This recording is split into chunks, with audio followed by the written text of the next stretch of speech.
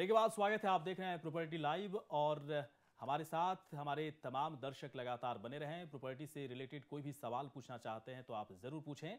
और इस वक्त एक नॉन ग्रुप के एमडी कुशल देव राठी जी हमारे साथ लगातार बने हुए हैं, आपके सवाल का जवाब देंगे।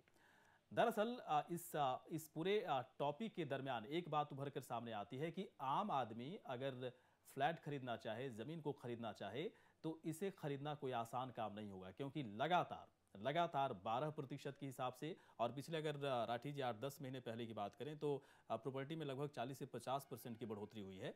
लेकिन एक बात जो सबसे बड़ी बात यहाँ निकल कर सामने आती है, जैसा कि आप कह रहे हैं कि है डिमांड है, लोग नहीं आ पा रहे हैं, समय से नहीं आ पा रहे हैं, लेकिन इसके बावजूद अगर नोएडा की बात करें, ग्रेटर नोएडा की बात करें, ग्रेटर नोएडा एक्सटेंशन की बात करें, दूसरे इलाकों की बात करें, अंधाधुंध वहाँ पर प्रॉपर्टी, बड़े बड़े फ्लैट्स बनाए जा रहे हैं, लोग खरीदने के लिए आते हैं, लेकिन दाम सुनकर भाग खड़े होते हैं।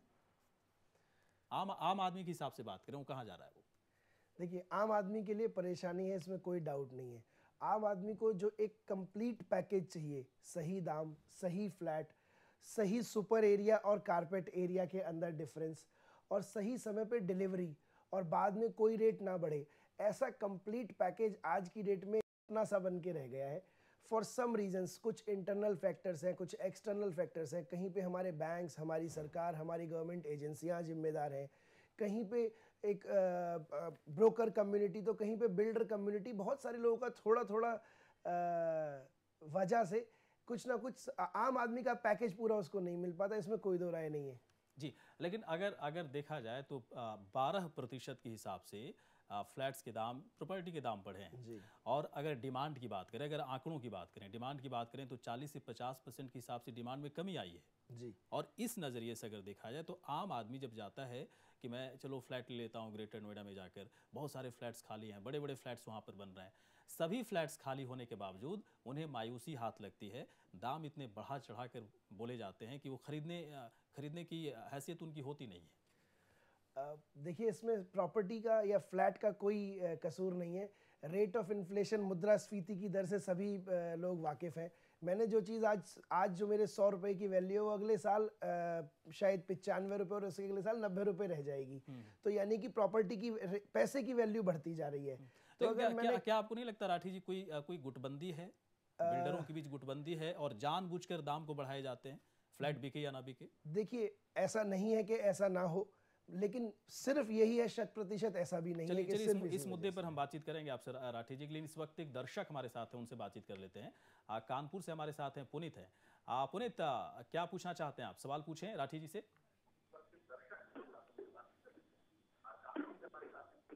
आपकी आवाज थोड़ी कट कर आ रही है यहाँ पर। पुनीत जी, एक बार फिर से पूछें सवाल आप। चलिए, अगले दर्शक हमारे साथ जुड़ चुके हैं, नितिन जी हमारे साथ हैं। कानपुर से ही नितिन जी भी हैं, माफ कीजिएगा लखनऊ से हैं। नितिन जी, पूछें अपना सवाल, आप क्या पूछना चाहते हैं?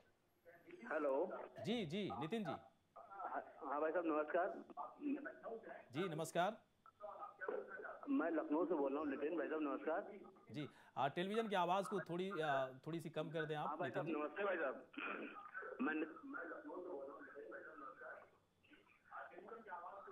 मैं एक जमीन ले रहा था। ठीक है। मैं जमीन ले रहा था जिसपे 143 था, हर्जन की जमीन थी। ठीक है। जिसपे 143 था, और तो क्या मैं ये जानना चाह रहा था कि इस पे कोई योजना है कि नहीं है, एलडीए की या आवास विकास की, तो ये कैसे पता कर सकते हैं? उस जमीन को लेना चाहिए कि नहीं लेना चाहिए? चलिए नितिन जी, आपका सवाल जहाँ तक मैं समझ पाया, आप भी समझ रहे होंगे। राठी जी, हालांकि आवाज़ थोड़ी सी क्लियर नहीं आ पा रही थी, टेलीविज़न की आवाज़ इन्होंने बढ़ा कर रखा था। इन्होंने एक कह रहे हैं कि SC ST की ज़मीन थी पहले, वो लेना चाह रहे हैं।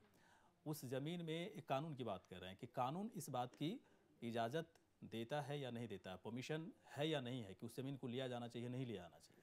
देखिए नितिन जी, ये नहीं पता चला कि आप किस जगह ज़मीन लेना चाहते हैं।